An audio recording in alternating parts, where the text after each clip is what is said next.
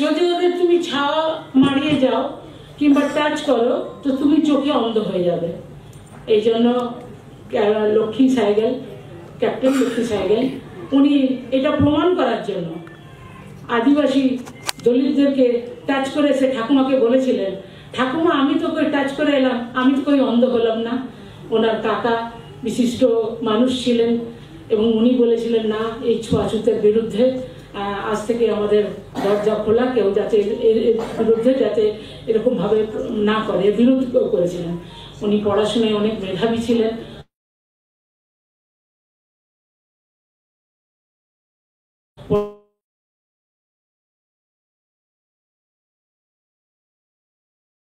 পড়াশোনা করে MBBS pass করেন, ডাক্তার হন এবং তিনি ডাক্তারি কাজে নিযুক্তও ছিলেন।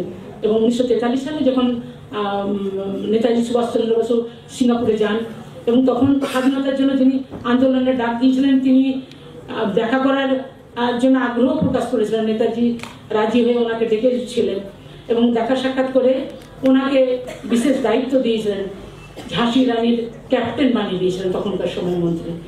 এবং ওনাকে দেখে সিঙ্গাপুরের বহু মহিলারা সেই আন্দোলনে যোগদান দিয়েছিলেন। তিনি ওই লোক জীবনকে ছেড়ে দিয়ে স্বাধীনতা সংগ্রামে যুক্ত হয়েছিলেন, কারাবরণ করেছেন।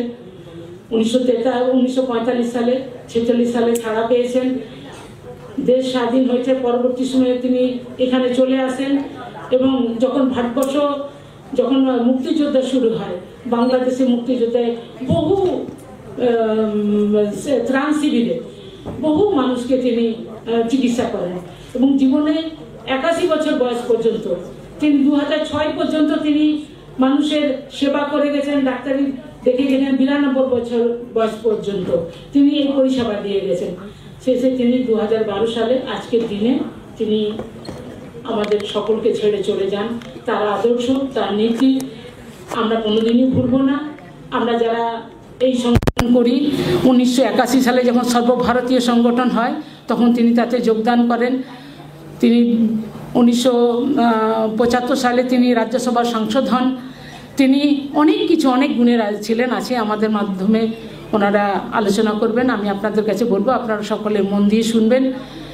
এই সাম্রাজ্যবাদ, বর্তমান সময়ে যে সাম্রাজ্যবাদ যেভাবে মাথা ছাড়া দিয়েছে, মানুষের বিভাজন করে দিচ্ছে, মানুষকে টুকরো করে দিচ্ছে, একটা পরিবারকে ভেঙে দিচ্ছে, আজকের দিনে ওনার মতো মানুষের আদর্শ, চিন্তা ভাবনা আমাদের নিচের স্তর পর্যন্ত ছড়িয়ে দিতে হবে। এই কথা বলে সকলকে আমার সংগ্রামী অভিনন্দন জানিয়ে আজকে আমাদের এখানে উপস্থিত আমাদের সুভাষিনী দি আছেন, আমাদের অধ্যাপক আছেন, আমাদের CSC মেম্বাররা আছেন, আমাদের রাজ্য কমিটি মেম্বাররা আছেন, আমাদের অনেক জেলা কমিটি মেম্বার আছেন।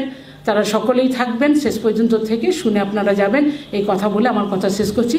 এবার আমি কয়েকটা কথা বলার জন্য আমাদের রাজ্য সম্পাদক কমরেড কনিনিকা দিকে আমি আহ্বান করছি। সাথী সভাপতি, এখানে উপস্থিত আছেন আমাদের রাজ্যের মহিলা আন্দোলনের সামনের সারির নেতৃত্ব, আমাদের বয়োজ্যেষ্ঠ, আমাদের অভিভাবক, আমাদের রাজ্য সম্পাদক, প্রাক্তন রাজ্য সম্পাদক কমরেড মিনতি ঘোষ, আছেন রমলাদি, বাণীদি, কুমকুমদি, এরা সবাই, এবং আমার সহযোদ্ধারা, সাংবাদিক বন্ধুরা। ওরা বীর, ওরা আকাশে জাগাত ঝড়, ওদের কাহিনী বিদেশির খুনে, গুলি, বন্দুক, বোমার আগুনে আজও রোমাঞ্চকর। ওরা বীর, ওরা আকাশে জাগাত ঝড়। এরকমই একজন ছিলেন ক্যাপ্টেন লক্ষ্মী সাইকেল। আমাদের পথ দেখিয়েছেন, লড়াই করেছেন ব্রিটিশ সাম্রাজ্যবাদের বিরুদ্ধে। যেদিন শুনেছিলেন নেতাজি সুভাষচন্দ্র বোস মহিলা নেত্রীদের সঙ্গে কথা বলতে চান, তিনি একটা সাক্ষাৎকারের জন্য সময় প্রার্থনা করেছিলেন। তখন কিন্তু তিনি চিকিৎসক, ভালো করে চিকিৎসা করেন। গরিব মানুষের চিকিৎসা, প্রান্তিক মানুষের চিকিৎসা। আসলে মতাদর্শের প্রতি দৃঢ়তাটা এমনই জিনিস যদি কেউ মনের সত্যিকারের ভরে নিতে পারে, তাহলে তা তাকে আজীবন সেই দিকে চালিত করে। আর সে কারণের জন্যই বারবার তার মনে হতো স্বাধীনতা সংগ্রামে অংশগ্রহণের কথা করেছেন। গান্ধীজি যখন বলেছিলেন যে সবাইকে কলেজ ছেড়ে বেরিয়ে আসতে হবে, ভেবেছিলেন কেন? তাহলে শিক্ষিত হয়ে তারা নেতৃত্ব দেবে কেমন করে অন্যরা, মনে মনে ভেবেছিলেন। তাই নেতাজি সুভাষ যখন ডাক দিয়েছিলেন, তোমরা আমাকে রক্ত দাও, আমি তোমাদের স্বাধীনতা দেব, সেই ডাকে ক্যাপ্টেন লক্ষ্মী সাইগাল আলোড়িত হয়েছিলেন, সাক্ষাৎকার চেয়েছিলেন। তার সব আলোচনা করার পর এক মুহূর্তও লাগেনি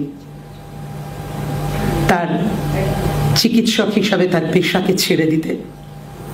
নেতাজি সুভাষচন্দ্রের অনুরোধে আমরা সবাই জানি তিনি তার ঝাঁসি বাহিনীর ক্যাপ্টেনের পদ গ্রহণ করেন, নেতৃত্বের পদ গ্রহণ করেন।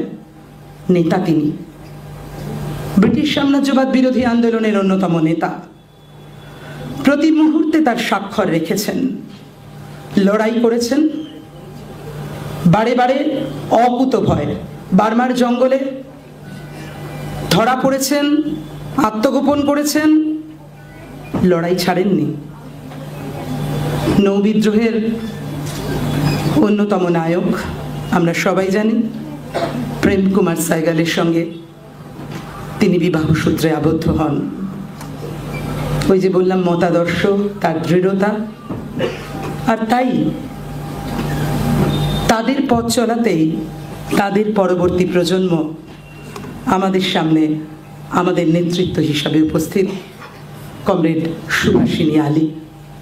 আমরা লক্ষ্মী সাইগালের থেকে শিখেছি সাম্রাজ্যবাদের বিরোধিতা, শিখেছি প্রতিদিন জীবনকে অনুশীলন করে শিখেছি, তার লড়াই দেখে শিখেছি। আর আজকে যখন তার এই লক্ষ্মী সাইগালের প্রয়াণ দিবস প্রতি বছর এক একটি থিম হিসাবে আমাদের সংগঠনের পক্ষ থেকে পালন করা হয়, এবার যখন আমরা সাম্রাজ্যবাদ বিরোধী দিবস হিসাবে পালন করছি, প্যালেস্তাইন গাজা শেষ করে দিচ্ছে ইসরায়েল, আমেরিকান সাম্রাজ্যবাদ তার পেছনে প্রতিদিন নিজেদের সমস্ত রকম ঘৃণা, হিংসা তা গাজার শিশুদেরকে ছাড়ছে না। আর কি না জানি আমরা, যে কোনো এই ধরনের বিষয়ে সবচেয়ে বেশি আক্রান্ত হয় মহিলা শিশুরাই আক্রান্ত হয়েছেন বেশি। প্রসারিত করতে চাইছে ওরা যুদ্ধকে। আমরা বলছি আমরা যুদ্ধ চাই না, যুদ্ধের বিরুদ্ধে যুদ্ধ। আমরা শান্তি চাই মানুষের জন্য, সব মানুষের জন্য। খাওয়া পড়ার ব্যবস্থা, শিক্ষা, বাসস্থান, তার যতটুকু মৌলিক দাবি, তার জন্য আমাদের লড়াই। আর এই লড়াইকে আমরা সামনে এগিয়ে নিয়ে যেতে চাই। তাই এরকম দিনগুলো যারা প্রয়াত হয়েছেন, আমাদের জন্য ক্যাপ্টেন লক্ষ্মী সাইগাল অনেক কিছু রেখে গেছেন। রাষ্ট্রপতি পদে প্রতিদ্বন্দ্বিতা করেছিলেন, পরেতে ভারতের কমিউনিস্ট পার্টি মার্ক্সবাদীর সঙ্গে যুক্ত হয়েছিলেন। বনগাঁ সীমান্তে বাংলাদেশের মুক্তিযুদ্ধের সময় জ্যোতি বসুর আহ্বানে সাড়া দিয়ে শিবির খুলেছিলেন। বহু প্রতিটি কোণা যেন তার জীবনের আমাদেরকে শিক্ষিত করেছে, আমাদেরকে এই যুদ্ধের বিরুদ্ধে, এই ধ্বংসের বিরুদ্ধে, সাম্রাজ্যবাদের বিরুদ্ধে লড়াইতে উদ্দীপিত করেছে। আমরা এই কথাগুলো আরো বেশি করে শুনে নিতে চাই, নিজেদেরকে শিক্ষিত করতে চাই আরো বেশি করে। আমরা নিজেরা দৃপ্ত হতে চাই প্রতিবাদে, প্রতিরোধে, যাতে অন্যায়ের বিরুদ্ধে, সাম্রাজ্যবাদের বিরুদ্ধে প্রতিবাদ প্রতিরোধের মশাল জ্বালিয়ে এগিয়ে যেতে পারি সামনের দিকে। ক্যাপ্টেন লক্ষ্মী সাইগাল ধ্রুব তারার মতো আমাদের কাছে থাকবেন, বেঁচে থাকবেন তার কাজের জন্য, তার শিক্ষার জন্য, তার লড়াইয়ের জন্য।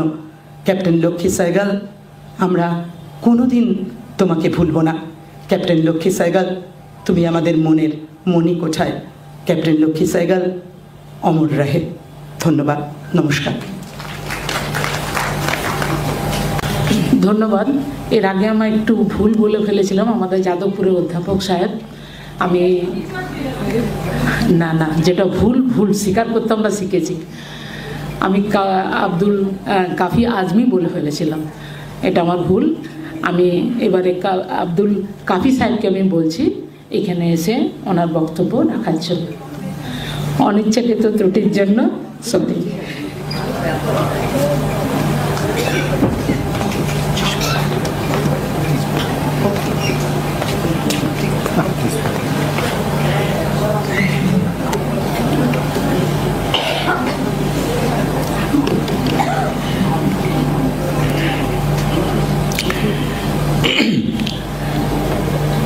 মঞ্চে উপস্থিত ভারতবর্ষের প্রগতিশীল নারী আন্দোলনের সংগ্রামী নেতৃত্ব এবং এই সভাঘরে উপস্থিত আমার কমরেডরা, আপনাদের সবাইকে আমি প্রথমে ধন্যবাদ এবং কৃতজ্ঞতা জানাই যে এইরকম একটা খুবই তাৎপর্যপূর্ণ অনুষ্ঠানে আজকে কমরেড সুভাষিনী আলীর উপস্থিতিতে আপনাদের সঙ্গে একটি কথাবার্তা ভাগ করে নেওয়ার সুযোগ আপনারা আমাকে দিয়েছেন। আজকের দিনটি আপনারা যেমন শুনেছেন, কমরেড লক্ষ্মী সাইগাল তাঁর প্রয়াণকে স্মরণ করে একটা বিষয় নিয়ে যেমন আলোচনা সভা হয় আপনাদের সংগঠনে, এবছর তার বিষয় স্থির হয়েছে সাম্রাজ্যবাদ বিরোধী আন্দোলন। আমাদের বর্তমান অংশগ্রহণ গোটা পৃথিবীর মানুষের সামনে কিভাবে সেই লড়াই মানুষের তা উপস্থিত হয়েছে সেই বিষয়ে কিছুটা আলাপচারিতা। আমি আপনাদের কাছে খুব বেশি সময় নেব না, এরপরে আমরা সবাই সাগ্রহে অপেক্ষা করছি কমরেড সুভাষিনী আলীর বক্তৃতা শোনার জন্যে।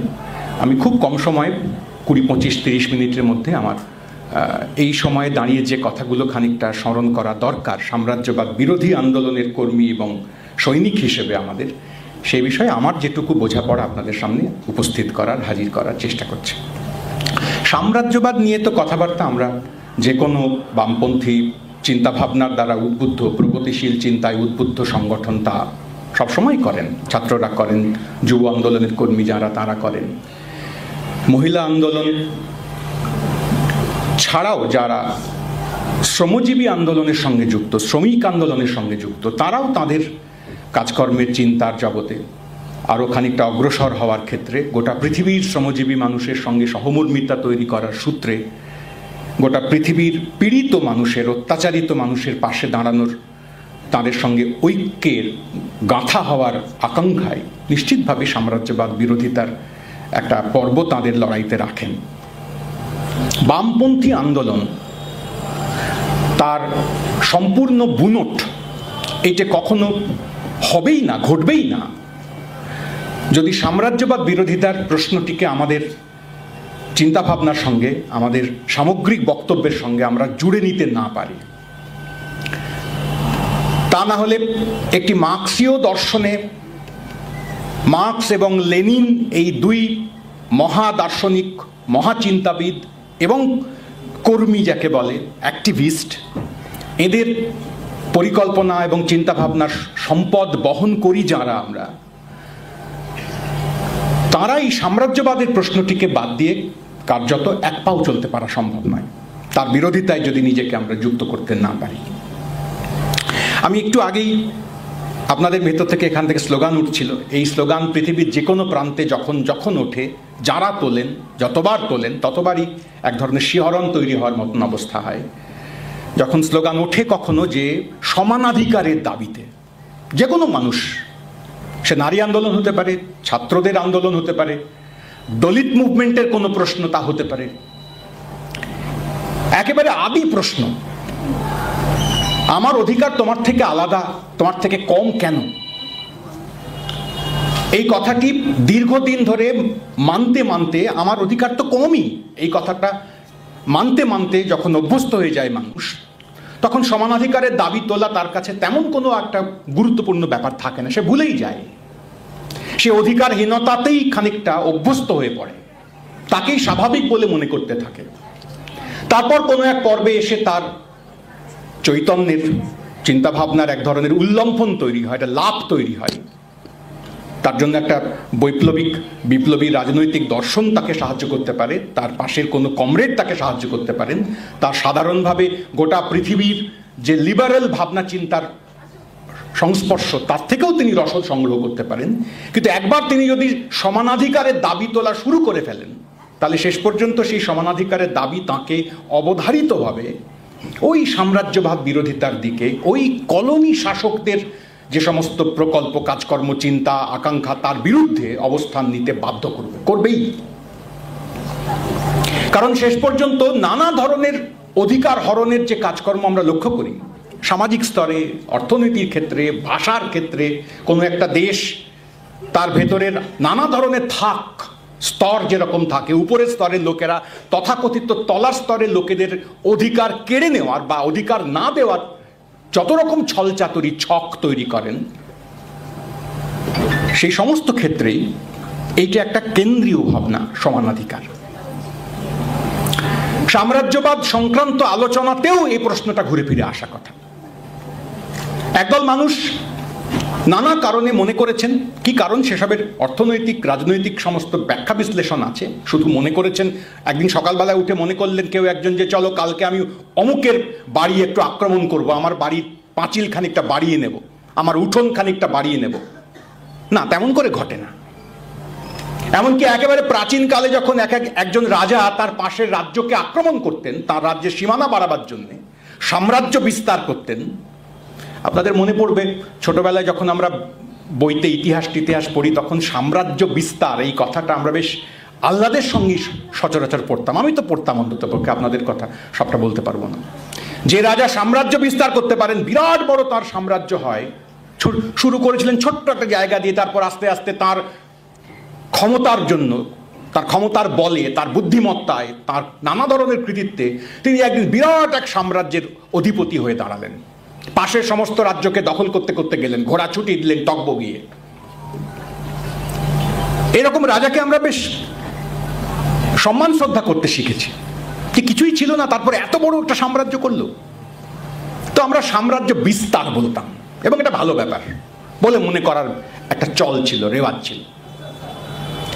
আমরা তখন এটা খেয়াল করতাম না ছোটবেলায় যে সাম্রাজ্য বিস্তার এটা রাজার দিক থেকে যদি দেখা যায়, তাহলে এটা অত্যন্ত চমৎকার গর্বের ব্যাপার হতে পারে। রাজার পক্ষের লোক ভাবতে পারেন আমাদের রাজা এত এত সাম্রাজ্য আমাদের দখলে নিয়ে এসেছিলেন। কখনো ইতিহাস পাঠকের তো ছোটবেলায় এরকম মনে হয় না যে রাজা যাদের সাম্রাজ্য, যাদের বাড়িঘর দখল করলেন, করে একটা বিরাট বড় মানচিত্র বানালেন, ছোট্ট একখানা মানচিত্র থেকে বিরাট একটা মানচিত্র ইতিহাসের পাতায় এসে দাঁড়ালো। একজন ছোট্ট বালক কিংবা বালিকা ইতিহাসের বই পড়তে পড়তে সে চমকিত, শিহরিত হয়ে উঠতে থাকলো। সে খেয়ালও করলো না, টেরও পেল না যে উঠোন অতিক্রম করে এই রাজার ঘোড়া গিয়েছিল, সেই উঠোনে কারা থাকতো। সেই উঠোনের মানুষজন তারা রাজার ঘোড়াকে কি আদর করে আসুন মহারাজ বলে ডেকে নিয়ে গিয়েছিল, নাকি তাদের ঘর বাড়ি সব গুঁড়িয়ে যেত, ঘোড়ার খুরের ধুলোতে আচ্ছন্ন হয়ে পড়তো হাট বাজার, মানুষের সম্পর্ক, ভালোবাসা, প্রীতি, বেঁচে থাকা। সেই সব লোকজনের কথা ইতিহাস বইতে লেখা হয় না। ফলে গুপ্ত সাম্রাজ্য, চোল সাম্রাজ্য কিংবা এমনকি মুঘল পাঠান সাম্রাজ্য রাজাদের দিক থেকে আরো বেশি ভূগোলকে, আরো বেশি অঞ্চলকে একজন মানুষের দখলে নিয়ে আসবার একটা হেরোইক কাজ হিসেবে আমরা সচরাচর দেখেছি। পরে আমাদের ধারণা হয়েছে যে কেন রাজাদের এরকম হয়, পাশের রাজ্যকে দখল করা যাক। এটা কেবলমাত্র আমার 5000 স্কোয়ার কিলোমিটার রাজত্ব, এই সুখটুকু পাওয়ার জন্য শুধু কি এরকম হয়? পাশের রাজার থেকে আমার কাছে বেশি পরিমাণ সম্পদ আছে, আমি 4 কোটি লোকের মালিক, এই জন্য রাতে কি ঘুম বেশি ভালো হয়, তাই রাজারা এরকম করেন এত সৈন্য সামন্ত নিয়ে গিয়ে? হ্যাঁ, এটা হতে পারে একটা কথা, কিন্তু এটা খুব ছোটদের কথা, বাচ্চাদের কথা। সাম্রাজ্য বিস্তারের আরো নানান ধরনের কারণ পাশের বাড়ি দখল করবার আরো নানা ধরনের আগ্রহ, শুধুমাত্র রাত্রিরে ঘুমে সুস্বপ্ন দেখবার জন্য নয়, ইতিহাসের চলনে মানুষের কর্মক্ষমতা, মানুষের তৈরি করা জিনিসপত্র, বাণিজ্য, একে আরো খানিকটা ছড়িয়ে দেওয়ার স্বার্থেও কখনো কখনো দখল করতে হয় পাশের বাড়ি। হয়েছে এই ঘটনা ধীরে ধীরে আধুনিক সময়ে এসে, আধুনিক মানে আমি 17-18 শতকের পর থেকে সময়কার কথা বলছি, নতুন সমস্ত চেহারা নিয়েছে। তা আমাদের পৃথিবী 18-19 শতক কি তারও কিছু আগে থেকে এরকম অজস্র ঘটনা দেখেছে যে একটা দেশ, মূলত ইউরোপ, একটা দেশ নয়, এটা মহাদেশ, তার ছোট ছোট কতগুলো অংশ, তারা বেরিয়ে পড়েছিল এ প্রান্তে ও প্রান্তে গোটা পৃথিবীকে জয় করবার জন্য। বহুদিন পর্যন্ত আমাদেরকে পড়ানো হয়েছে, জানানো হয়েছে যে এই সমস্ত সময় হচ্ছে ইউরোপের একটা খুব খুব মানে চমকপ্রদ একটা কাল, যখন মানুষ অ্যাডভেঞ্চারে বেরিয়ে পড়লো, গোটা পৃথিবীর প্রান্তে প্রান্তে কত সমস্ত অদ্ভুত ব্যাপার তারা দেখলো, জ্ঞান প্রসারিত হলো, মানুষ একে অপরকে জেনে তার জ্ঞান নিজে গ্রহণ করলো, কত কিছু বানালো, গোটা পৃথিবী মানুষের মুঠোর মধ্যে এসে দাঁড়ালো। রবিনসন ক্রুসোর গল্প পড়েছি আমরা ছোটবেলায়। রবিনসন ক্রুসো রাস্তা হারিয়ে জাহাজে নিয়ে ভাসতে ভাসতে ভাঙাচোরা এমন একটা জনশূন্য জায়গায় গিয়ে দাঁড়ালো, তারপর বহুদিন বছরের পর বছর সেখানে একা একা কাটালো, সেই গোটা দ্বীপের মালিকানা অনুভব করতে থাকলো। তারপরে একদিন ফ্রাইডে নামক একটা লোক, সে মূর্খ একেবারে, রবিনসন ক্রুসোর মতন এত বুদ্ধিমান নয়, ব্রিটিশ নয়, লেখাপড়া জানা নয়, গণতন্ত্র টনতন্ত্র বিষয়ে তার কোনো ধারণা নেই, অসভ্যই বলা চলে একরকম। সে রবিনসন ক্রুসোর ভৃত্য হয়ে শেষ পর্যন্ত ওই দ্বীপে আরো কিছু কাল থাকলো, তারপর তারা আবার কাণ্ড কারখানা করে ফেরত এলো। রবিনসন ক্রুসোর এই সমস্ত গল্প কিংবা অ্যাডভেঞ্চারের গল্প গোটা পৃথিবীকে জানার আকাঙ্ক্ষা ইউরোপের এত দুর্মর হয়ে দাঁড়িয়েছিল, এসব আমাদেরকে খুব ভালো গল্প বলে শোনানো হয়েছে বরাবর। 1993 সাল নাগাদ এডওয়ার্ড সাইদ, এক প্যালেস্তিনীয় গবেষক, প্যালেস্তিনীয় আমেরিকান গবেষক, তার বিখ্যাত একখানা বই প্রকাশিত হয়। তার আগের বইটার কথা বলছি না, ওরিয়েন্টালিজম, সে এক বিতর্কিত বই বটে, ভালো মন্দ দুরকমই আছে। আমি যে বইটার কথা বলছি সেই বইটা হচ্ছে কালচার অ্যান্ড ইম্পেরিয়ালিজম। সেই বইতে তিনি দেখাবার চেষ্টা করলেন যে রবিনসন ক্রুসোর কাহিনী এরকম কেবলমাত্র আহ্লাদের, সুখের, অ্যাডভেঞ্চারের গল্প আকারে দেখবার কোনো কারণ নেই। এই গল্পের তলায় তলায় আসলে ইউরোপের ক্রমশ অন্য দেশ দখল করা, অন্য দেশের মালিক হয়ে পড়া, অন্য দেশের লোকজনের উপরে আধিপত্য করা, অন্য দেশের চাইতে, অন্য লোকজনের চাইতে আমি বেশি বুদ্ধিমান এবং শিক্ষিত, অতএব আমার খানিক বাড়তি অধিকার আছে গোটা পৃথিবীকে শাসন করবার, সভ্য করবার, একটু ভালো ভালো করে তুলবার, এই সমস্ত সেলফ ইম্পোজড কতগুলো আইডিয়া নিয়ে তারা বেরিয়ে পড়েছিলেন। ওর মধ্যেও এক ধরনের দখলদারির মানসিকতা ছিল। এরকম আরো অনেক উপন্যাস, গল্প, কাহিনী ইত্যাদি বিশ্লেষণ করে এডওয়ার্ড সাইদ কালচার এবং ইম্পেরিয়ালিজমের মধ্যেকার সম্পর্ক, অন্য লোকের বাড়ি দখল করার সঙ্গে সঙ্গে জন্যে কখনো কখনো অস্ত্র ছাড়াও ঢাল তলোয়ার ঝনঝনিয়ে বাজে, ঘোড়া উঠছে, ঘোড়ার খুঁড়ে ধুলো উঠছে, হাতি যাচ্ছে, লোকে পিষে মারা যাচ্ছে, রক্তারক্তি কাণ্ড, কলিঙ্গ যুদ্ধে 1 লক্ষ লোক মেরে ফেললেন সম্রাট অশোক, দেখে তার ভারী মন খারাপ হলো। এরম দরকার পড়বে না সবসময়। আমরা দেখেও তো তাই 19-20 শতকে দুখানা বড় বড় বিশ্বযুদ্ধ, তার আগের 150-200 বছর ধরে পৃথিবীর নানা প্রান্তে ছোটখাটো অল্প সামান্য 2-4টে দেশ, তাদের দখলদারিত্ব কখনো আফ্রিকায়, কখনো তথাকথিত মধ্যপ্রাচ্য বলে দীর্ঘদিন যাকে বলা হতো, সেই পশ্চিম এশিয়ায়, মধ্য এশিয়ায়, দক্ষিণ পূর্ব এশিয়ায়, ল্যাটিন আমেরিকায়, একটা জায়গা থেকে চারিদিকে গোটা পৃথিবীকে যেন ভাগবাটোয়ারা করে নেওয়ার কাণ্ড কারখানা হয়েছে। আপনাদের মনে পড়বে ছোটবেলায় যখন আমরা আফ্রিকা মহাদেশের মানচিত্র দেখতাম, গোটা পৃথিবীর মানচিত্র অন্যরকম, মানচিত্রে বিভিন্ন জায়গার, বিভিন্ন প্রদেশের, বিভিন্ন দেশের চেহারা কিরকম হয়, আঁকা বাঁকা একটা জায়গা, একটা দেশের সঙ্গে আরেকটা দেশের যে বর্ডার হয় তা একটু আঁকা বাঁকা হয়। আপনারা দেখবেন খেয়াল করে আফ্রিকা মহাদেশের মানচিত্র যদি টেবিলের উপর রাখা হয়, কোনো আঁকা বাঁকা নেই, একবারে স্ট্রেট লাইন। কেন এরকম হয়েছে? তার একটা বড় কারণ হচ্ছে, অন্যতম বড় কারণ হচ্ছে, ওই দেশ যারা দখল করে নিয়েছিলেন যারা ওই দেশের মালিক হয়ে প্রায় বসেছিলেন, যখন তাদেরকে শেষ পর্যন্ত গোটা পৃথিবীব্যাপী কলোনি বিরুদ্ধের যে যুদ্ধ মাথাচাড়া দিয়ে উঠলো, দারুণ তীব্র হয়ে উঠলো, যখন একে একে কলোনিগুলো থেকে সেটলারদেরকে চলে যেতে হলো, তখন কতকটা ওই মানচিত্রকে টেবিলের মধ্যে বসে স্কেল টেনে টেনে এইটা তোকে দিলাম, এইটা তোর, এই দেশটার নাম এইটা, এখানে এরা থাকবে, এরকম মানচিত্র তৈরি করা হয়েছিল। এই দেশ ভেতর থেকে সবটা গড়ে ওঠেনি, অনেকখানি উপর থেকে চাপিয়ে কাঁচি দিয়ে কেটে এক একটা দেশ তৈরি করে দেওয়া হয়েছে। কারা করেছিলেন? মূলত তথাকথিত সভ্যতার আহ্লাদে সুখে ছটফট করছেন, টকবক করছেন, আমরাই সমস্ত হোয়াইট ম্যানস বার্ডেন যাকে বলা হয়েছে দীর্ঘকাল। সাদা মানুষের, সাদা চামড়ার মানুষের তো একটুখানি ভার আছে না, বাকি পৃথিবীকে সভ্য করতে হবে, সুশিক্ষিত করতে হবে, তাই জন্য এসেছি আমরা, অন্য কোনো কারণে আসিনি, দখল করতে আসিনি, মোটেও আসিনি। সাম্রাজ্যবাদ কার্যত মধ্যযুগের, প্রাচীন যুগের রাজাদের মতন টেরিটরি দখল করে ঘোড়া ছুটিয়ে দখল করার পরিবর্তে এইরকম একটা বয়ান আমাদের সামনে হাজির করা হয়েছে অনেক দিন। আমরা তোমাদের ভালো করতে চাই। কি বিপদ! ভালো করতে চাওয়া এই একটা ভারী বিপজ্জনক প্রকল্প। ছটফট করছি ভালো করতে চাওয়ার জন্য, যদি ভালো করতে না দিস তাহলে একেবারে কামান গুঁজে দেব, দিতেই হবে তোর ভালো করতে। সাম্রাজ্যবাদের এরকম একখানা পর্ব, একটা কাল গেছে। এত সমস্ত খুচরো খাচরা সাম্রাজ্যবাদ নিয়ে ছড়িয়ে ছিটিয়ে থাকা ব্যাপার স্যাপার, আমাদের দেশে রবীন্দ্রনাথ ঠাকুর 1905 সালে একখানা প্রবন্ধ লিখেছিলেন ইম্পেরিয়ালিজম এই নামে। তখনও পর্যন্ত গোটা পৃথিবীতেই ইম্পেরিয়ালিজম নামে খুব বেশি চর্চা হয়েছে, নাম নিয়ে দার্শনিক সন্দর্ভ তৈরি হয়েছে তা নয়। তিনি তার মতো করে ইম্পেরিয়ালিজমের ভালো মন্দ, ভালো নয় মন্দই, মূলত তার দিকে দৃষ্টি আকর্ষণ করবার চেষ্টা করেছিলেন। আমাদের খেয়াল পড়বে, ইম্পেরিয়ালিজম নিয়ে যখন রবীন্দ্রনাথ এই লেখালেখি করছেন, তখনও পর্যন্ত তার সঙ্গে মার্কসের বা গোটা মার্কসীয় দৃষ্টিভঙ্গির রচনার প্রায় কোনো পরিবর্তন, প্রায় কোনো সম্পর্কই ঘটেনি, প্রায় কোনো পরিচয়ই ঘটেনি। আরো প্রায় 8 বছর পরে রোজা লুক্সেমবার্গ 1913 সালে একখানা সন্দর্ভ প্রস্তুত করবেন ইম্পেরিয়ালিজম সংক্রান্ত, এটা বলা যেতে পারে ট্রুলি মার্কসিস্ট একটা ডকুমেন্ট। সাম্রাজ্যবাদ কিভাবে কাজ করে, কেন সাম্রাজ্যবাদের সঙ্গে অর্থনীতির কি সম্পর্ক, ক্যাপিটাল, অ্যাকুমুলেশন অফ ক্যাপিটাল, এসবের সঙ্গে সাম্রাজ্যবাদের এই দেশ দখলের অনিবার্যতা কিভাবে জড়িত আছে, তাই নিয়ে তাত্ত্বিক সন্দর্ভ, যা সকলে গ্রহণ করেননি এক কথায়, এক তর্কে। তাই নিয়ে তর্ক হয়েছে গোটা পৃথিবীর কমিউনিস্ট মহলে। লুক্সেমবার্গের এই থিসিস এবং ভাবনা ইম্পেরিয়ালিজম সংক্রান্ত বিষয়ে তা নিয়ে প্রচুর ডিবেট হয়েছে।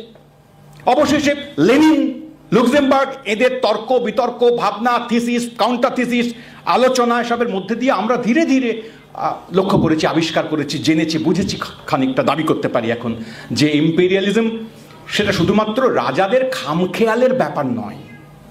ইচ্ছা হলো পাশের দেশ দখল করে আসি, একটু বেরিয়ে আসার মতো না, তেমন নয়। ক্যাপিটাল, পুঁজি, তার চলনের স্বাভাবিক ধরন অনিবার্যত এই বিশেষ একটি প্রবণতা আমাদেরকে উপহার দেয়।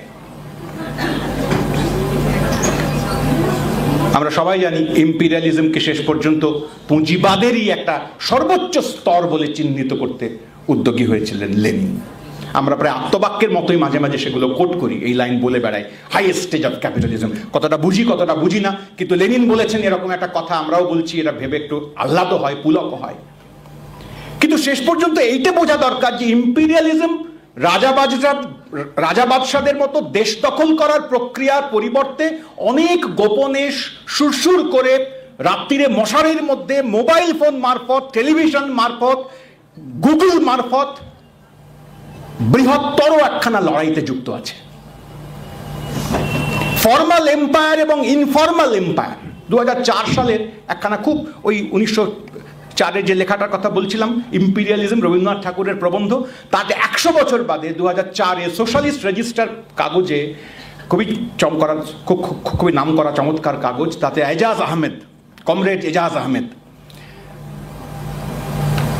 এখনকার ইম্পেরিয়ালিজম নাও এই নিয়ে একখানা প্রবন্ধ লেখেন, দীর্ঘ 20 পাতার প্রবন্ধ।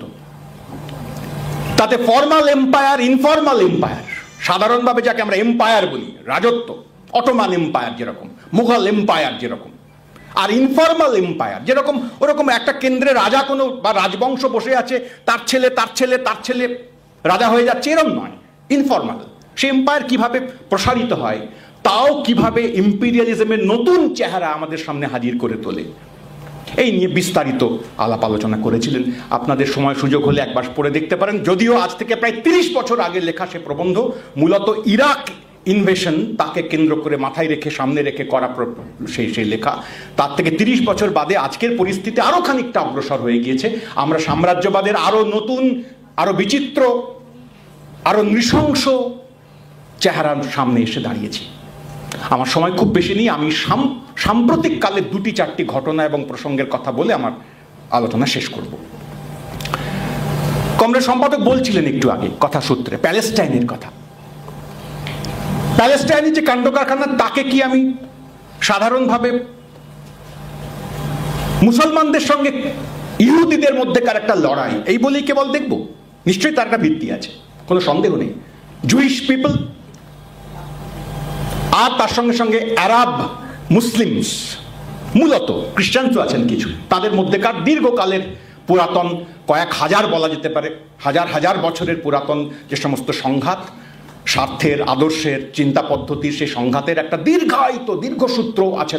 তার একটা ফল আমরা এখন প্যালেস্টাইন ইসরায়েলের মধ্যেকার এই সংকটের মধ্যে খানিকটা দেখতে পাচ্ছি। এভাবে ভাবা যেতে পারে, একদম এটা বাদ তা বলছি না, কিন্তু এটা কি কেবল তাই না? তা নয়।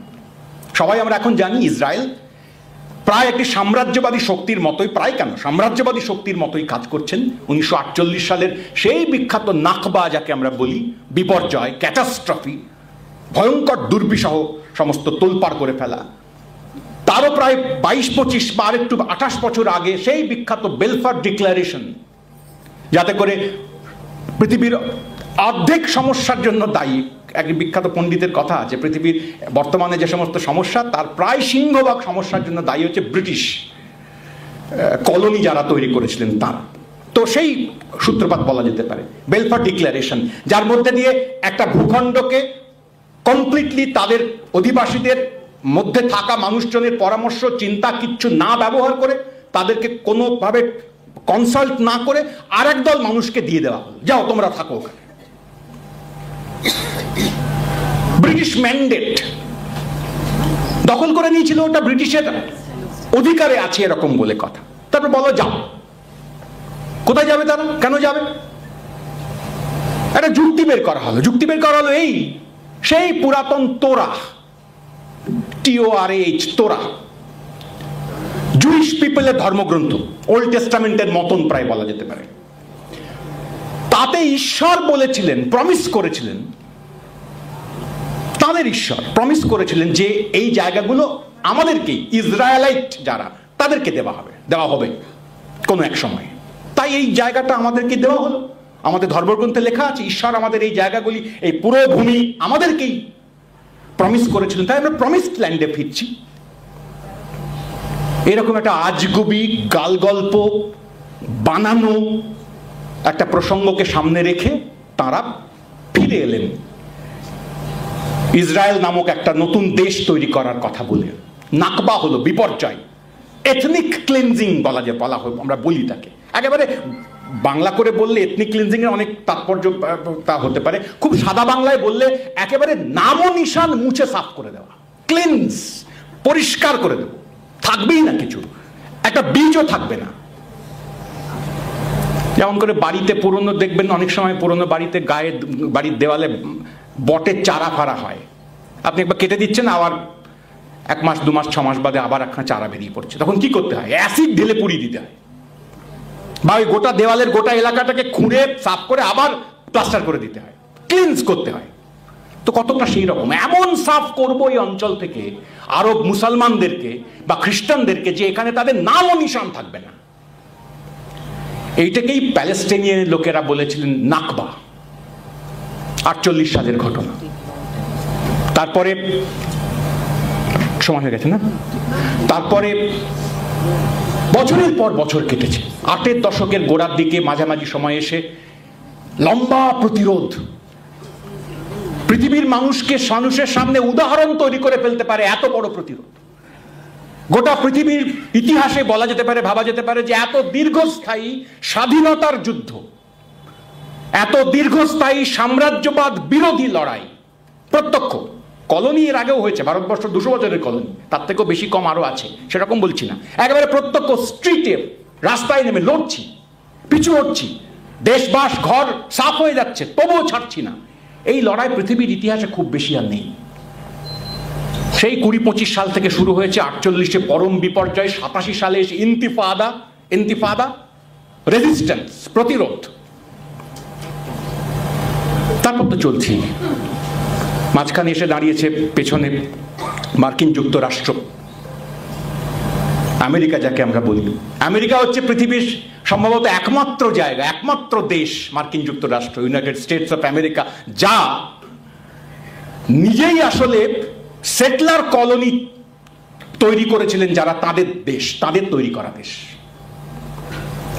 আমেরিকার নিজেদের অধিবাসীদেরকে হঠিয়ে, সাফ করে, মেরে, কখনো কখনো বিতাড়িত করে বাইরের লোকেরা গিয়ে ওই দেশ তৈরি করেছিলেন। এই যে এখন দেখছেন না, ডোনাল্ড ট্রাম্পকে নিয়ে অভিবাসন সংক্রান্ত নানান প্রসঙ্গ যখন তুলছেন, তখন আমেরিকার ভেতর থেকে অনেক মানুষ একথা বলে ফেলছেন যে ট্রাম্প আসলে কে? সেও তো অভিবাসী, এসছিল 1-2 প্রজন্ম আগে, তার স্ত্রী এসছেন মাত্র কয়েক বছর আগে।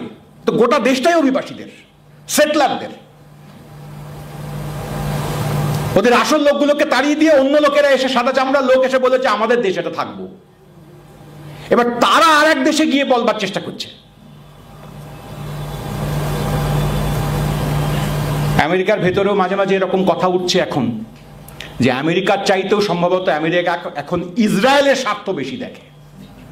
ভেতরে ভেতরে আমেরিকাও ইসরায়েল পন্থীদের দ্বারা অধিকৃত হয়ে গিয়েছে কিনা, আমেরিকার সমস্ত সিদ্ধান্ত, তার অর্থনীতি, তার রাজা কে হবে, মানে নেতা কে হবে, তার রাজনীতি কোন পথে চলবে, তার বিদেশ নীতি কিরকম হবে, তার দেশের অর্থনীতির প্রসঙ্গ কিরকম হবে, এসব ঠিক করেন এখন ইসরায়েল লবি। আমেরিকার মাটিতে দাঁড়িয়ে যদি আমেরিকা মুর্দাবাদ কেউ বলে, তাহলে তার অ্যারেস্ট হয়তো নাও হতে পারে। সে আমেরিকার গণতন্ত্রের দেশ, স্ট্যাচু অফ লিবার্টি বলে একখানা মূর্তি ওখানে গড়ে রাখা আছে, দেশকে গালমন্দ করতে পারে। কিন্তু ইসরায়েল মুর্দাবাদ বললে তার জেল হবে। আমেরিকার মাটিতে দাঁড়িয়ে আপনি আমেরিকাকে গালমন্দ করতে পারেন, ইসরায়েলকে গালমন্দ করতে পারবেন না। সব জায়গায় নয়, বেশ কিছু প্রভিন্সে এরকম ঘটনা হয়ে আছে। তো সোজা কথায় আমেরিকা ইসরায়েলের পেছনে দাঁড়িয়ে শেষ অবধি প্যালেস্টাইনের এই যে বিরাট ভূখণ্ড, তাকে কমপ্লিটলি, পূর্ণাঙ্গভাবে দখল করবার কাজ ঘটিয়ে চলেছেন প্রতিনিয়ত, প্রতি মুহূর্তে। আমরা মাঝে মাঝে প্রত্যাশা করি, আচ্ছা আমেরিকার এই প্রেসিডেন্ট চলে গেলে বোধহয় যুদ্ধের বা আক্রমণের তীব্রতা একটু কমবে। এর আগে যিনি ছিলেন তিনি চলে যাওয়ার মুহূর্তে কেউ কেউ আশা করলে, এবার ট্রাম্প এলো, এবারেও কি ওরকম মারবে? না, আর বোধহয় মারবে না। তারপর দেখা গেল আরো বেড়ে গেল। তারপর ট্রাম্প বললেন আমরা গোটা প্যালেস্টাইনকে মুছে সাফ করে ওখানে একটা টুরিস্ট স্পট বানাবো, লোকে বেড়াতে যাবে, গিয়ে দেখবে আচ্ছা এইখানে এই একটা অলিভ গাছ, এই সেই অলিভ গাছ যেখানে প্যালেস্টাইনের লোকেরা বসে গল্প করত, দেখার জায়গা একখানা। এই সেই বন্দর যেখানে অমুক কালে অমুক হতো, এই সেই জায়গা যেখানে একসঙ্গে 500 লোককে দাঁড় করিয়ে গুলি করে মেরে ফেলেছিলাম, আহ কি দর্শনীয়। এই সেই জায়গা যেখানে আমরা একটা খাবার দেওয়ার জন্য শিবির তৈরি করেছিলাম, এবং তারপর লাইন দিয়ে দাঁড়িয়ে সেই লোককে বলেছিলাম এসো এখানে খাবার দেওয়া হবে বিনা পয়সায়। তারপর যখন তারা লাইনে দাঁড়ালো, শিশু, মহিলা, বৃদ্ধ সমেত, কত সহজে, আমাকে তো ঘুরে ঘুরে বেড়াতে হলো না, বন্দুক নিয়ে খুঁজে খুঁজে মারতে হলো না, এক জায়গায় জড়ো করলাম, সবাই এলো, একসঙ্গে মেরে ফেললাম, কি চমৎকার। এই সেই জায়গা যেখানে একসঙ্গে এত কম সময়ে এত লোককে খুন করা গিয়েছিল। গোটা পৃথিবী দেখছে একরকম করে, একদল মানুষ সেটা বলবার চেষ্টা করে চলেছেন, আহা প্যালেস্টাইনের মানুষজন, 5 মিনিট আর, প্যালেস্টাইনের মানুষজন কি দুঃখে আছে, ঈশ্বর আল্লাহ তাদেরকে রক্ষা করুক, আল্লাহ নিশ্চয়ই তার পাশে দাঁড়াবেন। এই গোটা যুদ্ধটাই মুসলমানের যুদ্ধ, যেমন খ্রিস্টানদের বিরুদ্ধে, মাফ করবেন, ইহুদিদের বিরুদ্ধে। এভাবে দাঁড় করাবার চেষ্টা করছেন একদল মানুষ প্রাণপণে, আরো দোয়া চাইছেন, আরো নামাজ পড়ছেন, আরো কোরআনের লাইন উদ্ধৃত করবার চেষ্টা করছেন যে আল্লাহ রহমত দেবেন, আল্লাহ জান্নাত দেবেন। তাদের প্রতি আমার কোনো ক্ষোভ রাগ আমি প্রকাশ করছি না। আমি শুধু এটুকু বলছি যে এটাই শুধুমাত্র নয়, গোটা পৃথিবীতে যে প্রান্তে প্রান্তে কিছু কিছু মানুষ এই চূড়ান্ত সাম্রাজ্যবাদী আগ্রাসন, এই চূড়ান্ত নতুন সেটলার কলোনি তৈরি হওয়ার কাজ, তার বিরোধিতা করছেন, রাস্তায় নেমে চিৎকার করছেন, ইউরোপিয়ান ইউনিয়নের মধ্যে দাঁড়িয়ে গিয়ে কখনো কখনো কথা বলছেন, যে মানুষজনেরা, তারা সবাই কিন্তু তেমন লোক নন, তারা সবাই ইসলাম ধর্মাবলম্বী নন, তারা মুসলমান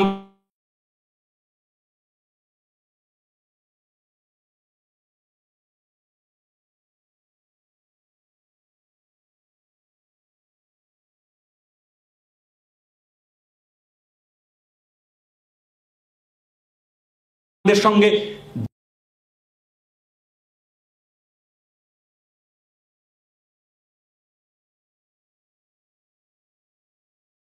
ফ্রন্ট আমেরিকার নাম, মাফ করবেন, প্যালেস্টাইনের ওই 5-6 দশকের সেই ফ্রন্টের একজন নেতা, মার্কসিস্ট লেনিনিস্ট বামপন্থী। 72 সালে আমেরিকা এবং ইসরায়েলের যৌথ আক্রমণে বেইরুট শহরে একটা গাড়ির মধ্যে তিনি এবং তার 17 বছরের ভাইঝি একসঙ্গে খুন হয়ে যান।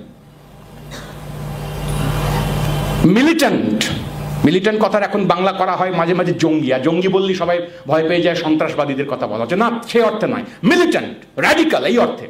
সে মিলিটেন্ট এক ধরনের লড়াকু সৈনিক গাসান কানাফানি, কমরেড। তার ইন্টারভিউ আপনারা দেখতে পারেন চাইলে খুঁজে পেতে। 72 সালে মৃত্যুর 2-3 বছর আগে কানাফানিকে ইউরোপ আমেরিকার সাহেবরা বড় বড় টেলিভিশন ক্যামেরার সঙ্গে নিয়ে গিয়ে ইন্টারভিউ করছে, কেন মারপিট করছেন গাসান কানাফানি, যুদ্ধ তো খারাপ। কানাফানি বলছেন, হ্যাঁ যুদ্ধ তো খারাপ, তো কেন মারামারি করছেন, পিস টক হোক, শান্তির কথা বলুন।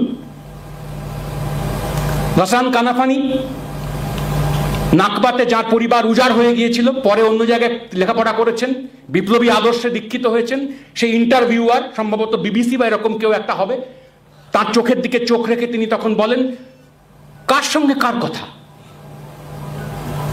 বলে কেন যারা যুদ্ধ করছে আর যারা যুদ্ধে মরছে তাদের।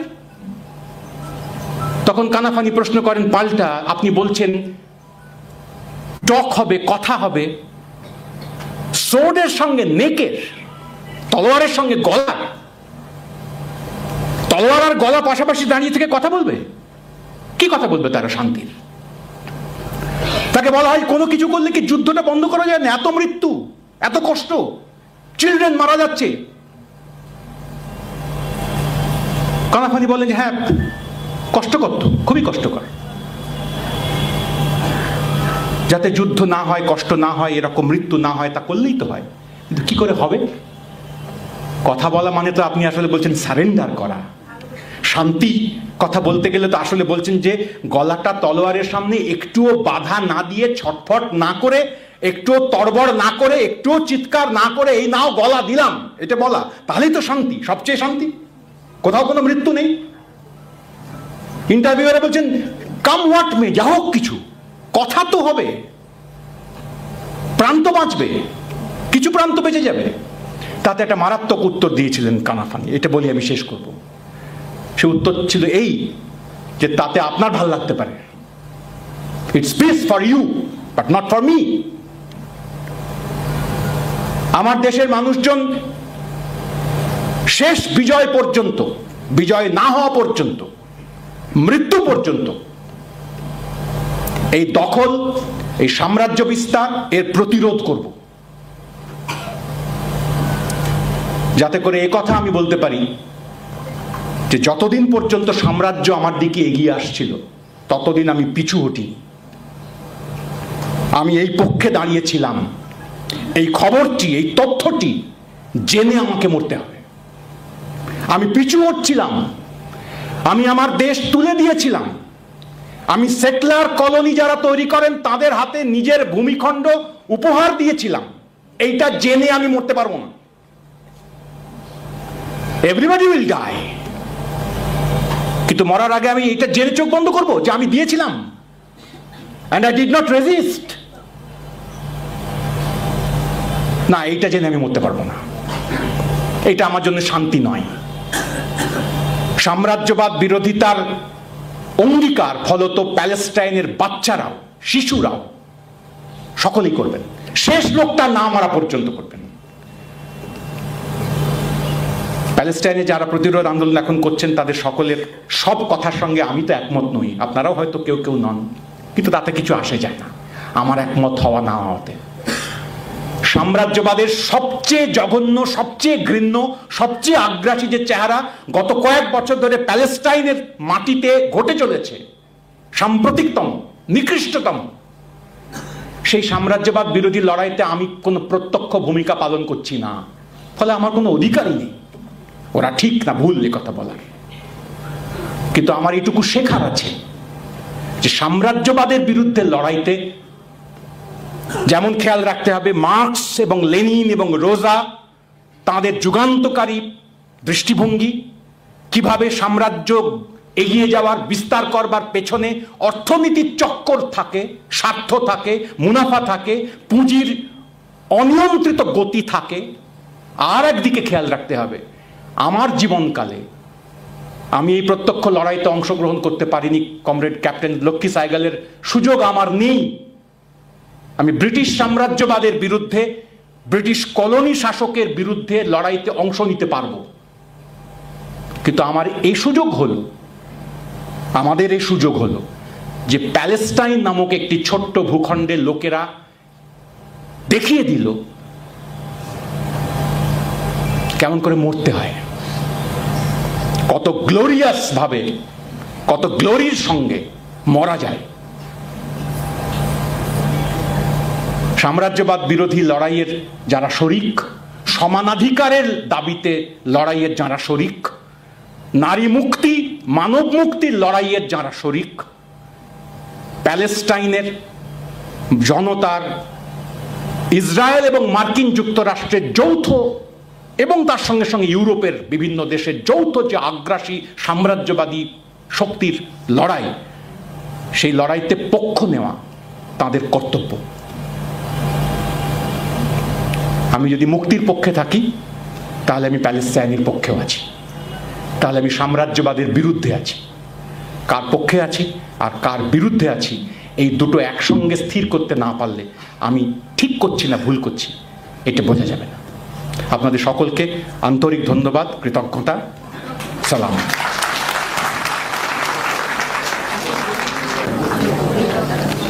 আব্দুল কাফি সাহেবকে আমাদের রাজ্য কমিটির পক্ষ থেকে মূল্যবান বক্তব্যের জন্য অনেক অনেক ধন্যবাদ। मंच पर उपस्थित हमारे तमाम महिला समिति के नेता, हमारे पहले बोलने वाले प्रोफेसर काफ़ी, और आपको मैं सबको बता दूं कि आज हमारे बीच में हमको बहुत खुशी है कि हमारे नेताजी के जो ग्रैंड नेव्यू हैं सुमंत्रो बसु, वो भी हमारे बीच में हैं, वो भी आज आए हैं, मैं बहुत खुशी है। तमाम मेरी बहनों और भाइयों, ये 1997 में डॉक्टर लक्ष्मी सहगल की मौत हुई थी और उसके बाद से हमारी अखिल भारतीय जनवादी महिला समिति हर साल 23 जुलाई को उनकी याद में मनाती है और अलग अलग विषयों को लेकर के हमारे कार्यक्रम होते हैं। हम लोगों ने बॉडी डोनेशन कैंप किया और उसके बारे में ये कहा गया है कि पूरी दुनिया में एक दिन में इतना बॉडी डोनेशन का फॉर्म नहीं भरा गया है जितना कि हमारी महिला समिति ने 23 जुलाई के दिन में भरा था। बहुत बड़ी बात है। तो अलग अलग तरह से हम लोगों ने मनाया। तो अब की साल हम लोगों ने सोचा कि इस समय पूरी दुनिया में हम लोग सबकी आंखों के सामने एक ज़बरदस्त नरसंहार, जेनोसाइड चल रहा है, जो रोज़ हम लोग टीवी पर देखते हैं, जिसके बारे में हम लोग रोज़ अखबारों में पढ़ते हैं, और ऐसा लगता है कि 50-60 हज़ार लोग मारे गए हैं, जिनमें आधे से ज़्यादा महिलाएं और बच्चे हैं। लेकिन दुनिया के अंदर एक अजीब तस्वीर दिख रही है। जो सरकारें हैं बड़े बड़े देशों के, वो सारी सरकारें, वो चाहे अमेरिका हो, चाहे यूरोप की सरकारें हो, चाहे अरब देशों की सरकारें हो, और चाहे हमारे देश की सरकार हो, वो सारी सरकारें नरसंहार करने वाले इज़राइल के साथ खड़ी हैं। लेकिन दूसरी तरफ जो दुनिया की जनता है, जो विकसित पूंजीवादी देशों की जनता है, वहाँ के छात्र हैं, वहाँ के खिलाड़ी हैं, वहाँ के गायक हैं, वहाँ के कलाकार हैं, ये सारे लोग हज़ारों हज़ार की संख्या में फ़िलिस्तीन की जनता के साथ खड़े हैं। तो एक बार फिर लगातार हम लोग जानते हैं कि साम्राज्यवाद का आक्रमण, उसका हमला कभी ख़त्म नहीं हुआ है, लेकिन हमारी दुनिया में आजकल मीडिया का इतना बड़ा रोल है, भाषा इस तरह से इस्तेमाल की जाती है कि दुनिया को यही समझाया जाता है कि साम्राज्यवादी जो हमला कर रहे हैं, कत्ले आम कर रहे हैं, जिन्होंने इराक, ईरान, पूरे मिडल ईस्ट, पूरा एशिया, पूरा अफ्रीका और ख़ास तौर से पूरा लैटिन अमेरिका अपने लूट का निशाना बनाया है। लेकिन इस सच्चाई को, जो दुनिया में मीडिया की भाषा है, जो बहुत सारे बुद्धिजीवियों की किताबें हैं, वो सब इस सच को छुपाती हैं और साम्राज्यवादी देशों को ही लोकशाही जनतंत्र का केंद्र या जनवादी दुनिया का नेता इसके रूप में हम लोगों के सामने, आपके सामने और हमारे सामने प्रस्तुत करते हैं। लेकिन आज एक बार फिर बहुत सारे पर्दे हट गए हैं और एक बार फिर साम्राज्यवाद का जो असली चेहरा है वो दुनिया की जनता के सामने बहुत स्पष्ट रूप से सामने आया है और तमाम लोग आज देख रहे हैं जिन्होंने पहले समझा नहीं था कि साम्राज्यवाद का चेहरा है क्या। तो इसी संदर्भ में मैं कहना चाहूँगी कि जो हम लोग कैप्टन लक्ष्मी को याद करते हैं और आज जो साम्राज्यवाद के खिलाफ हम लोग इकट्ठा हुए हैं, ये दोनों बातों के बीच में बहुत बड़ा संबंध है। संबंध क्या है? मेरा ये मानना है और बहुत से लोगों का ये मानना है कि अगर आप साम्राज्यवाद विरोधी नहीं हैं तो आप देशभक्त भी नहीं हो सकते हैं। जो सच्चा देशभक्त है वो दुनिया के अंदर जहाँ भी जनता आज़ादी के लिए लड़ रही है, लूट के खिलाफ, शोषण के खिलाफ लड़ रही है, वो उनके साथ खड़े होते हैं जो अपने देश में सच्चे देशभक्त होते हैं। और इसीलिए आज हमारी सरकार, भारत की सरकार, यानी ये हमारे लिए शर्म की बात है, आज हम लोग यहाँ तो फ़िलिस्तीन के नाम को लेकर के विरोध कर सकते हैं, लेकिन दिल्ली के अंदर अगर हम फ़िलिस्तीन का नाम लेकर के विरोध करेंगे तो हमको पुलिस उठा करके जेल में भेज देगी। बहुत सारे जो बीजेपी जहाँ जहाँ सरकार है वहाँ अगर आप फ़िलिस्तीन के ख़िलाफ़ ये फ़िलिस्तीन का झंडा लेकर के निकलेंगे तो आपको देशद्रोही कह करके या आतंकवादी कह करके जेल में डाल दिया जाएगा। तो आज हमारे लिए, भारत के लोगों के लिए शर्म की बात है कि बहुत सालों के बाद एक ऐसी सरकार यहाँ बैठी है जो साम्राज्यवाद के साथ अपने संबंध को अच्छा बनाना चाहती है।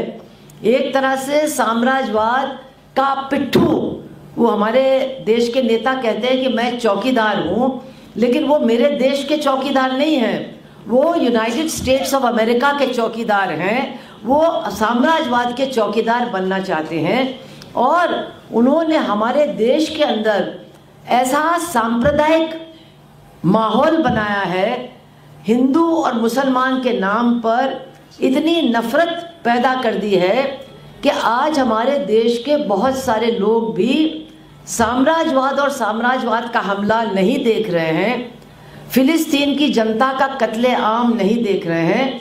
इसको भी वो एक हिंदू और मुस्लिम और यहूदी के बीच में संघर्ष के रूप में देख रहे हैं।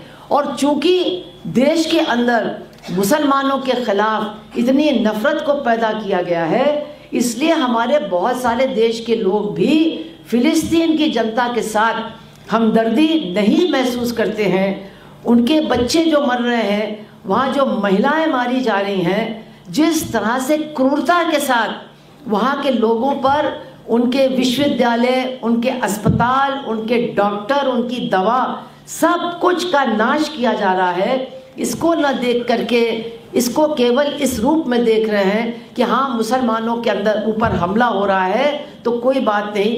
कुछ लोग तो कहते हैं हम लोगों के सामने, अरे हो रहा है तो होने दीजिए, और कुछ लोग तो खुश भी होते हैं कि मुसलमानों के ऊपर हमला हो रहा है तो बहुत अच्छा हो रहा है। तो ऐसी हालत में हम लोगों के लिए समझना कि साम्राज्यवाद और सच्ची देशभक्ति या सच्चे राष्ट्र प्रेम के बीच में क्या संबंध है, ये बहुत ज़रूरी है। आज बंगाल के अंदर भी भारतीय जनता पार्टी की ताकत बढ़ रही है। वो क्यों बढ़ रही है उसमें हम नहीं जाना चाहते, सरकार भी ऐसा काम कर रही है यहाँ पर कि इन लोगों को मौका मिल रहा है, वो एक अलग बात है। लेकिन ये हमको नहीं भूलना चाहिए कि पश्चिम बंगाल और हमारा बंगाल देश के आज़ादी के पहले ये हमारे राष्ट्रीय आंदोलन का केंद्र था, ये हमारे राष्ट्रीय आंदोलन का गढ़ था, और हमारे बहुत सारे जो राष्ट्रीय आंदोलन के स्वतंत्रता संग्राम के नेता थे उनका काम यही बंगाल में शुरू हुआ। तो कम से कम बंगाल के अंदर हमको ये प्रचार तो ज़रूर करना चाहिए कि असली देशभक्त कौन है, असली राष्ट्रभक्त कौन है। बहुत बड़ा 200 फुट लंबा खंबा के ऊपर तिरंगा झंडा फहराने से कोई राष्ट्रभक्त नहीं बन जाता है, या भारत माता की जय बोलने वाला राष्ट्रभक्त नहीं बन जाता है, या केवल कभी सिंदूर बांट करके या कभी पुलवामा की बात करके कोई राष्ट्रभक्त नहीं बनता है। वो कभी राष्ट्रभक्त हो ही नहीं सकते हैं जिन्होंने पहले अंग्रेज़ों के साम्राज्यवाद का समर्थन किया और आज अमेरिका के साम्राज्यवाद का समर्थन कर रहे हैं। आपको मालूम है कि जो लोग आज हमारे देश में राज कर रहे हैं ये कभी भी अंग्रेज़ों के खिलाफ नहीं लड़े। इनका कहना था कि अंग्रेज़ हमारा दुश्मन नहीं है, साम्राज्यवाद हमारा दुश्मन नहीं है, हमारे देश के दुश्मन तो देश के अंदर हैं। और कौन है? मुसलमान, ईसाई और कम्युनिस्ट, ये तीन हमारे देश के दुश्मन हैं। इनसे हमको लड़ना चाहिए। इंग्लैंड के खिलाफ, ब्रिटिश साम्राज्यवाद के खिलाफ हमको लड़ने की कोई ज़रूरत नहीं है। आज ये बहुत झूठ बोलते हैं। कभी ये बोलेंगे कि नेताजी तो हमारे हैं, हम नेताजी को आज याद कर रहे हैं। कभी ये बोलेंगे कि मतलब डॉक्टर अंबेडकर तो हमारे हैं, हम उनका बहुत समर्थन करते हैं। कभी कुछ बोलेंगे, कभी कुछ बोलेंगे। लेकिन ये बात बिल्कुल सच है कि इनका एक भी नेता ब्रिटिश साम्राज्य के जेल में नहीं गया। केवल एक नेता गया था, उसका नाम है अटल बिहारी वाजपेयी, और वो भी सिर्फ 4 दिन के लिए गया। 4 दिन के बाद उसने अपने साथियों का नाम बता दिया ब्रिटिश गवर्नमेंट को कि हमारे साथ कौन कौन है। और उसका नतीजा क्या हुआ कि उनके साथी सब जेल चले गए, वहाँ उन्होंने चक्की पीसी और अटल बिहारी वाजपेयी हीरो बनकर के जेल के बाहर आ गए और आगे चल कर के हमारे प्रधानमंत्री भी बन गए। ये इनका इतिहास है। आज हम कहीं पढ़ रहे थे कि जब सुभाष चंद्र बोस ने आज़ाद हिंद फौज बनाई सिंगापुर के अंदर, तो कई लोग हेडगेवार के पास भी गए और उन्होंने कहा कि भाई देखो ये तो बहुत बड़ा काम देश के लिए हो रहा है। उन्होंने कहा अरे ये सब लोग पागल हैं, जो अंग्रेज़ के खिलाफ लड़ते हैं वो सब पागल हैं, सब पागल हैं। अंग्रेज़ों के खिलाफ लड़ना पागलपन है। हमको तो जो 3 दुश्मन मैंने बताए, मुसलमान, ईसाई और कम्युनिस्ट, इनके खिलाफ लड़ना है। अंग्रेज़ों के खिलाफ लड़ने की कोई हमको ज़रूरत नहीं है। इसलिए बहनों और भाइयों, आज के दिन जब हम साम्राज्यवाद की बात करते हैं तो हमें सबसे पहले तो इस बात को समझना चाहिए कि हमारे देश के स्वतंत्रता संग्राम के साथ कितना बड़ा धोखा हो रहा है। कि चाहे वो महात्मा गांधी हो, आप जानते हो कि वो बहुत अहिंसावादी थे, लेकिन उन्होंने भी कहा कि ये यहूदी वहाँ पैलेस्टाइन में क्या करने जा रहे हैं, इनको कोई अधिकार नहीं है वहाँ जाने का, इनको तो वहाँ से जाना चाहिए। और उसके बाद हमारे देश की आज़ादी के बाद हमारी सरकार ने लगातार फ़िलिस्तीन की जनता का साथ दिया, फ़िलिस्तीन की जनता की आवाज़ को उठाया और हमेशा ये कहा कि उनको अपने देश में रहने और जीने का पूरा अधिकार है, किसी को बाहर से उनके देश में जाकर के घुसने का कोई अधिकार नहीं है। ये हमारे देश का इतिहास रहा है और ये हमारा इतिहास हमारे स्वतंत्रता संग्राम का ही एक हिस्सा है, क्योंकि हमारा स्वतंत्रता संग्राम भी साम्राज्यवाद के खिलाफ था। हमारे जो स्वतंत्रता के लिए लड़े लोग वो साम्राज्यवाद के खिलाफ लड़े और उसके साथ साथ देश की आज़ादी के लिए भी लड़े। इसलिए ये बात लगातार याद रखना और लोगों को समझाना कि जो साम्राज्यवाद के खिलाफ नहीं है वो अपने देश के लिए भी नहीं लड़ सकता है, अपने देश की आज़ादी के लिए भी नहीं लड़ सकता है। और आज कितना हमको दुख होता है जब हमारे प्रधानमंत्री कहते हैं कि मेरे तो बहुत अच्छे दोस्त हैं, दो बहुत अच्छे दोस्त हैं दुनिया में। एक है डोनाल्ड ट्रंप। अब डोनाल्ड ट्रंप कैसा है कैसा नहीं है, कुछ लोग तो कहते हैं पागल है, हम कहते हैं वो पागल आगल नहीं है, वो बहुत ही जिसको कहना चाहिए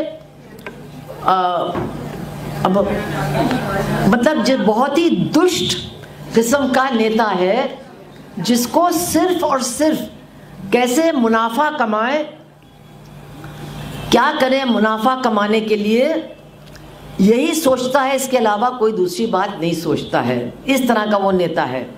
और कहते हैं हमारा दूसरा दोस्त कौन है, वो है नेतन्याहू। अब नेतन्याहू किस तरह का आदमी है आपको बताने की ज़रूरत नहीं है। वो रोज़ कोई ऐसी बात करता है कि हम लोगों को सोचना पड़ता है कि ये इंसान है क्या, ये मानव जाति का सदस्य है क्या, इस तरह की वो बातें करता है। और आज हमको सुनना पड़ता है कि हमारे प्रधानमंत्री इन दो लोगों को अपने सबसे अच्छे दोस्तों में गिनती उनकी रखता है। तो ये आज हमारे लिए बहुत बड़ा सवाल बन गया है। पूरी दुनिया के लोग, जो जनता है, वो ये अब समझने लगी है कि अगर किसी के बारे में भी हमको फैसला करना है, किसी नेता के बारे में, किसी पार्टी के बारे में, किसी सरकार के बारे में अगर हमको फैसला करना है तो हमको फैसला साम्राज्यवाद को संदर्भ में रख करके करना होगा कि इस नेता का, इस देश का, इस सरकार का साम्राज्यवाद के साथ क्या रिश्ता है, क्या संबंध है, उसको समझने के बाद ही हम उसके बारे में अपना फैसला सही कर पाएंगे, नहीं तो हमारा फैसला सही नहीं होगा। आज हम सब देख रहे हैं कि पूरी दुनिया में एक तरह से साम्राज्यवाद पहले से भी ज़्यादा ताकतवर हो गया है, उसका हस्तक्षेप दुनिया में बढ़ रहा है। इसका मतलब ये नहीं है कि उसके खिलाफ जनता और जनता की लड़ाई कमज़ोर हुई है, जनता लड़ रही है और कई जगह परिवर्तन भी हो रहे हैं, लेकिन फ़िलहाल साम्राज्यवाद की ताकतें आगे बढ़ रही हैं और मजबूत हो रही हैं। अगर हम देखें कि लैटिन अमेरिका के अंदर वो क्यूबा का बिल्कुल गला घोंट रही हैं। क्यूबा जो एक छोटा सा टापू है, बहुत ही छोटा टापू, सिर्फ अमेरिका के धरती से 100 किलोमीटर की दूरी पर है, लेकिन अमेरिका अपनी पूरी ताकत लगा रहा है, आज से नहीं है, पिछले 80 साल से, कि क्यूबा किसी तरह से ख़त्म हो जाए, क्यूबा का किसी तरह से नाश हो जाए। लेकिन सब कुछ करने के बाद भी अमेरिका क्यूबा का नाश नहीं कर पाया है। क्यों क्यूबा का नाश करना चाहता है? क्योंकि अमेरिका को लगता है कि कम्युनिज्म एक बीमारी है, मतलब छूत की बीमारी है, वो बहुत जल्दी फैल जाती है, और अगर ये बीमारी अमेरिका में लग गई तो फिर अमेरिका की सरकार भी चौपट हो जाएगी, अमेरिका की सरकार भी बच नहीं पाएगी। इसलिए पूरी अपनी ताकत लगा करके 80 साल से क्यूबा को समाप्त करने में लगी है। लेकिन हम लोग गए भी थे क्यूबा इसी साल में, फरवरी के महीने में, बहुत वहाँ बुरी हालत है। एक दिन दवाई नहीं होती है, एक दिन ऑक्सीजन नहीं होता है, एक दिन बिजली नहीं होती है, रोज़ कुछ ना कुछ मुसीबत होती है, एक दिन पानी नहीं आता है। लेकिन एक टीचर ने हमको बताया कि उसने बच्चों से पूछा कि क्या क्या परेशानी है। उन्होंने बताया ये परेशानी वो परेशानी, हमको भी विदेश जाना पड़ेगा काम करने के लिए। तो टीचर ने कहा तो ये परेशानी के लिए सरकार जिम्मेदार है ना? उन्होंने कहा नहीं, एक बच्चे ने कहा नहीं नहीं नहीं, सरकार जिम्मेदार नहीं है, इसके लिए अमेरिका जिम्मेदार है, अमेरिकन साम्राज्यवाद जिम्मेदार है, और हम वहाँ जाके नौकरी भी करेंगे तो भी हम वापस आकर के उनके खिलाफ लड़ेंगे। ये आज भी क्यूबा की जनता के अंदर वो स्पिरिट है जो बताता है, मुझे तो यही समझ में आता है और लोगों को और कुछ समझ में आएगा कि साम्राज्यवाद के खिलाफ लड़ने वाली जो सबसे बड़ी ताकत है, सबसे मजबूत ताकत है, वो कम्युनिस्टों की ताकत है, जो उनके सामने झुकती नहीं है, समझौता नहीं करती है। लेकिन ऐसा नहीं है कि अकेले कम्युनिस्ट ही लड़ते हैं, बहुत से राष्ट्रवादी, बहुत से देश प्रेमी हैं जो साम्राज्यवाद के खिलाफ लड़ाई में भाग लेते हैं और साथ देते हैं। और इसीलिए रोज़ हम देखते हैं सोशल मीडिया पर, कहीं फुटबॉल का मैच हो रहा है तो पैलेस्टाइन का फ्लैग है वहाँ पर, कहीं पर कोई रॉक कॉन्सर्ट हो रहा है तो वहाँ पर जो गाने वाले हैं वो पैलेस्टाइन का फ्लैग लगाते हैं। उनके कॉन्सर्ट कैंसिल हो रहे हैं, उनके मैचेस कैंसिल हो रहे हैं, उनका पैसा उनसे छीना जा रहा है, लेकिन वो कहते हैं हमको किसी चीज़ की चिंता नहीं है, हम पैलेस्टाइन के खिलाफ के साथ हैं, हम नरसंहार के खिलाफ अपनी बात को बोलते रहेंगे। तो हम लोगों को भी लोगों को समझाना होगा। हमारे देश में बहुत से लोग हैं जिनको पता ही नहीं है कि ये पैलेस्टाइन का झगड़ा है किस बात का।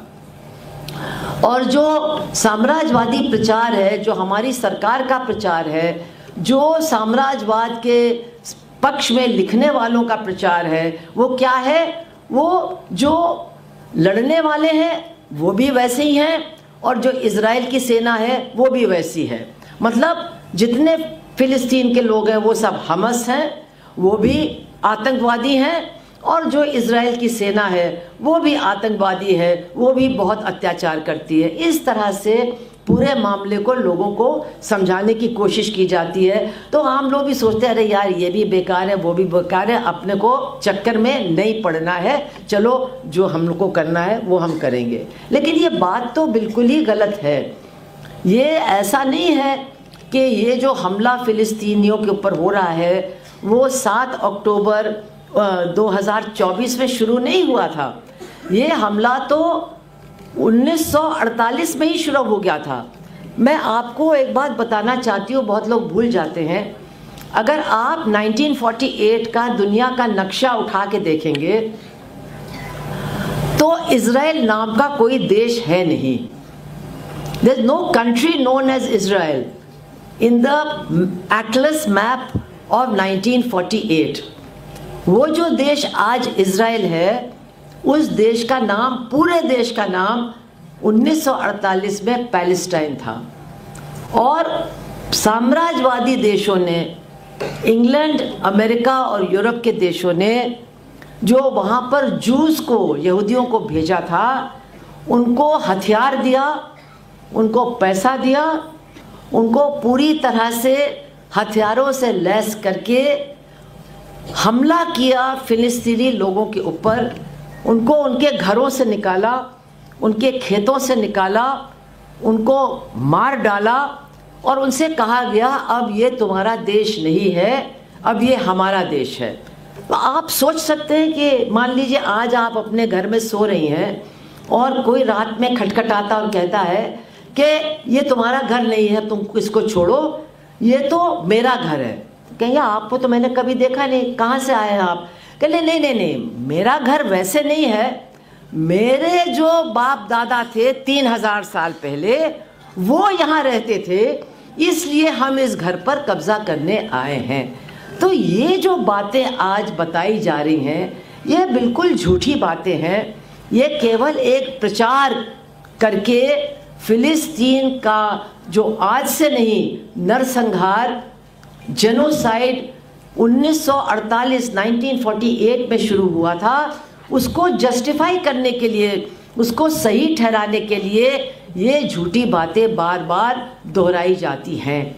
और आज मैं आपसे कहना चाहती हूँ, जो भाषा का इस्तेमाल हो रहा है हमको इसको भी समझना होगा। और भाषा और शब्द बहुत बहुत अहम हो गए हैं। अगर आप देखें तो साम्राज्यवादी और उनके जो अलग अलग एजेंसीज हैं जैसे वर्ल्ड बैंक, ये बहुत सारे शब्द बहुत अच्छे बनाते हैं शोषण की सच्चाई को छिपाने के लिए, और इन्होंने बहुत सारे हमारे शब्द भी हमसे छीन लिए हैं। लिबरेशन, इमेंसिपेशन, मुक्ति, ये जो हमारे और हमारे आंदोलन के शब्द हैं ये भी उन्होंने चुराया है अपने चेहरे पर मुखौटा लटकाने के लिए, कि जैसे कि वो दुनिया की जनता का विकास कर रहे हैं। और आज जो शब्द इस्तेमाल हो रहे हैं, मैंने एक कागज़ है उधर, हाँ,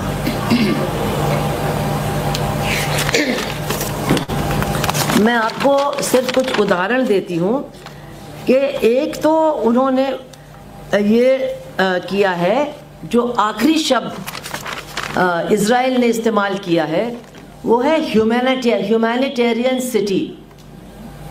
वो कह रहे हैं कि हम फिलिस्तीनियों के लिए एक ह्यूमैनिटेरियन, मानवता के आधार पर एक हम शहर बना रहे हैं। एक्चुअली ये क्या है जो ये बना रहे हैं? ये कंसंट्रेशन कैंप है। ये एक ऐसा कंसंट्रेशन कैंप है जिसके अंदर फिलिस्तीनी जा तो सकते हैं या उनको खदेड़ खदेड़ करके उसके अंदर भेजा जाएगा, लेकिन उससे वो निकल नहीं सकते हैं, उसके बाहर वो नहीं आ सकते हैं। और इसका नाम उन्होंने रखा है ह्यूमैनिटेरियन सिटी। अब जो इसको पढ़ेगा वो सोचेगा यार ये इजरायली इतने बुरे नहीं हैं, ये सब सुभाषनी और ये सब कम्युनिस्ट लोग, इनकी तो आदत है इनके खिलाफ बोलना, उनके खिलाफ बोलना, देखो ना कितने अच्छे हैं, ह्यूमैनिटेरियन सिटी बना रहे हैं। तो ये ह्यूमैनिटेरियन सिटी बनेगा और ये आज का नया कंसंट्रेशन कैंप बनेगा। आप सोचिए, जिन यहूदियों को हिटलर ने कंसंट्रेशन कैंप में रखा था और पूरी दुनिया के मानवतावादी लोगों ने उनका साथ दिया था, उनकी मदद की थी, जो उनका नरसंहार हुआ था उसका विरोध किया था, आज वही लोग एक दूसरी गरीब जनता का नरसंहार कर रहे हैं। और इसमें मैं आपको बता दूं, जो भी ये सोचता हो कि इस लड़ाई में धर्म के लिए कोई जगह है, तो इसका धर्म से कोई लेना देना नहीं है।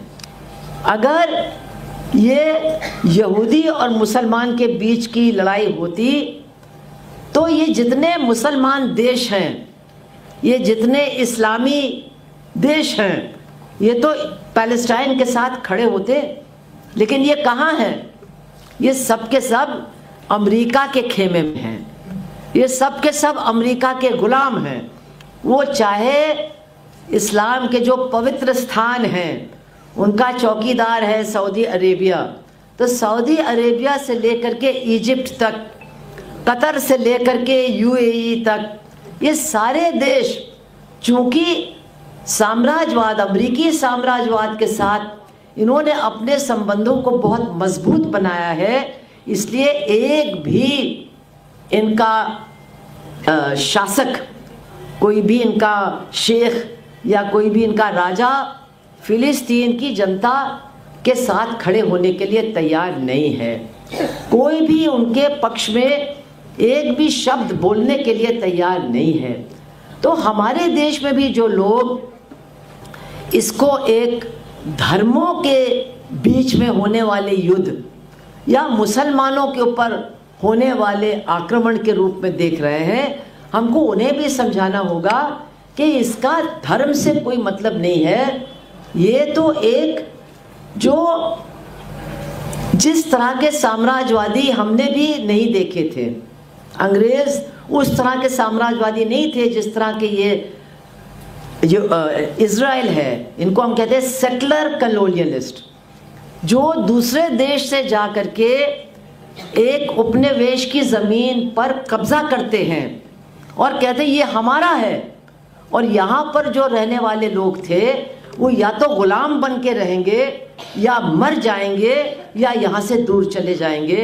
इस तरह का साम्राज्यवाद निश्चित रूप से अफ्रीका में देखा गया, साउथ अफ्रीका में देखा गया, रोडेशिया में देखा गया, और आज भी उसके अवशेष वहाँ पर बाकी हैं। आपको शायद मालूम नहीं होगा कि आज भी अपार्थाइड के ख़त्म होने के बाद भी साउथ अफ्रीका में 3% जो गोरे नस्ल के लोग हैं उनके हाथ में साउथ अफ्रीका की 70% ज़मीन है। आज भी वो 70% ज़मीन के मालिक हैं। ये है साम्राज्यवाद, और वो सेटलर साम्राज्यवाद, सेटलर कॉलोनियलिज्म जिसको हम देख रहे हैं पैलेस्टाइन के अंदर। तो हमको ये सोचना होगा कि ये सारे देश जो हैं, ये इंग्लैंड, ये यूएस, ये बाकी यूरोप के देश, ये क्यों इज़राइल का इतना साथ दे रहे हैं? ये इज़राइल के नेतन्याहू को कुछ नहीं बोल पा रहे हैं, उसके हाथ को नहीं रोक पा रहे हैं। क्या कारण है?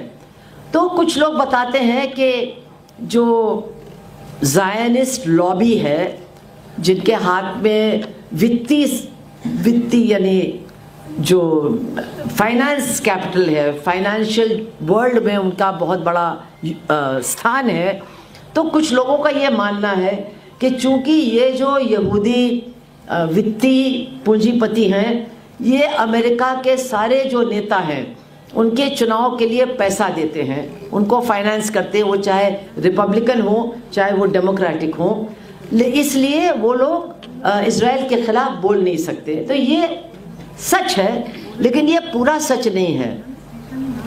इज़राइल बनाया क्यों गया था? इज़राइल को इन साम्राज्यवादी देशों ने बनाया क्यों? उन्होंने बनाया ताकि उनका एक अड्डा मिडिल ईस्ट के अंदर स्थापित हो। मिडिल ईस्ट के तेल पर नियंत्रण करने के लिए इज़राइल उनकी सैनिक चौकी है, उनकी सैनिक उनका अड्डा है जो वहाँ पर उनके हितों की रक्षा करता है। और आज एक नई बात शुरू हो गई है। मुझे नहीं मालूम आप लोग देश में बाकी जगह क्या क्या हो रहा है उसको देख रहे हो कि नहीं, लेकिन आज दुनिया में बहुत सारा प्रॉफिट जो हो रहा है वो प्रॉपर्टी से हो रहा है, लैंड से हो रहा है, और ज़मीन को रिजॉर्ट बनाना आज एक बहुत बड़ा मुनाफाखोरी का कारण बन गया है। तो आप सोचिए कि साम्राज्यवाद इतना अमानवीय हो गया है कि वो जो गाज़ा की पट्टी है, जो समंदर के किनारे है, उससे फिलिस्तीनियों से हमको फिलिस्तीन की जनता के साथ खड़े होने से रोक रही है। ये कितना बड़ा अन्याय हमारे देश में हो रहा है।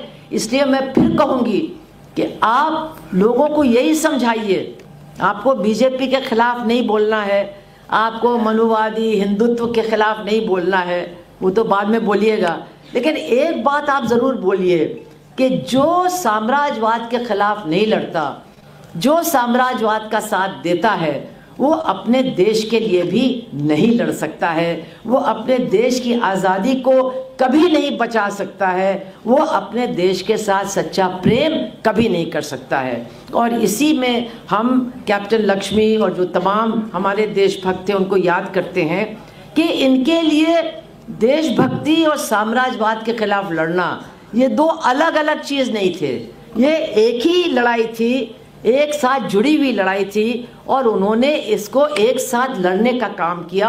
और इसीलिए जब देश आज़ाद हुआ तो उनकी लड़ाई नहीं ख़त्म हुई। जब देश आज़ाद हुआ तो उनकी लड़ाई नहीं ख़त्म हुई, क्योंकि और दुनिया के देश भी गुलाम थे और हमारे देश को भी फिर से गुलाम बनने का खतरा, उसका हमेशा सामना करना पड़ा, उस वक्त भी और आज भी। इसलिए जो सच्चा देशभक्त होता है उसके लिए आज़ादी की लड़ाई कभी ख़त्म नहीं होगी जब तक कि इस देश में साम्राज्यवाद समाप्त नहीं होगा। साम्राज्यवाद को हमेशा के लिए परास्त हम लोग मिलकर के नहीं करेंगे। यही बात मैं आज आपसे कहना चाहती हूँ। और अंत में मैं एक थोड़ी निजी बात कहना चाहती हूँ, पर्सनल बात अपनी महिला समिति की बहनों से, कि आजकल बहुत ज़्यादा हम लोग के ऊपर दबाव है कि अच्छी माँ कैसी होनी चाहिए, अच्छी माँ कैसी होनी चाहिए। जिसको अपने बच्चों के बारे में बहुत ज़्यादा चिंता है, बहुत ज़्यादा उनका होमवर्क देखती है, क्या उनको खाना है इसके पीछे पागल रहती है, कैसा कपड़ा उसको पहनाना है इसके पीछे दीवानी होती है, उसने क्या पहना है, उसने क्या खाया है, उसके टिफिन के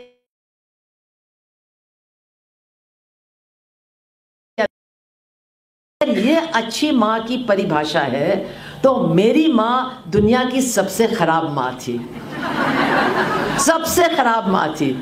उनको कभी कुछ नहीं पता था कि हमने होमवर्क किया है कि नहीं किया है, हमने कौन से कपड़े पहने हैं, हम स्कूल किस हालत में गए हैं। कभी भी वो स्कूल के बाद हमारे लिए बैठी नहीं रहती थी कि आज इनको समोसा खिलाएंगे या इनके लिए केक लाएंगे।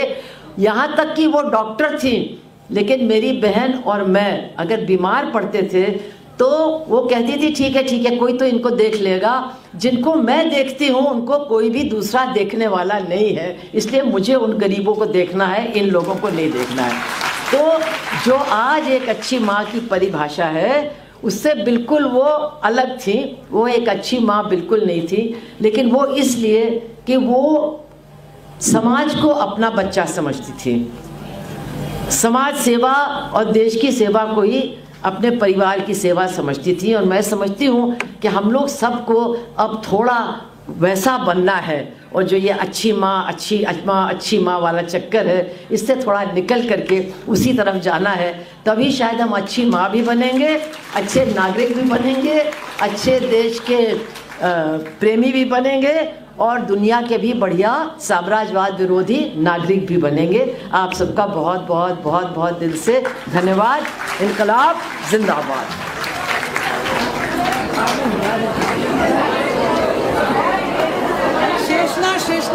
এই যে এখন শেষ নাই, আপনারা একটু বসুন, একটা ছোট পিকচার দেখানো হবে প্যালেস্টাইনের উপরে, একটু কিছুটা অংশ দেখানো হবে সাম্রাজ্যবাদ বিরোধী দিবসে। একটু বসুন, 10 মিনিট বসে যান। আমরা আমাদের রাজ্য কমিটির পক্ষ থেকে আমাদের শ্রদ্ধেয় সর্বভারতীয় নেত্রী তথা প্রাক্তন সাংসদ আমরা সুভাষিনী আলীদিকে আমরা অভিনন্দন জানাচ্ছি তার অমূল্যবান বক্তব্যের জন্য। আমরা ওনার কথা পালন করার চেষ্টা করব।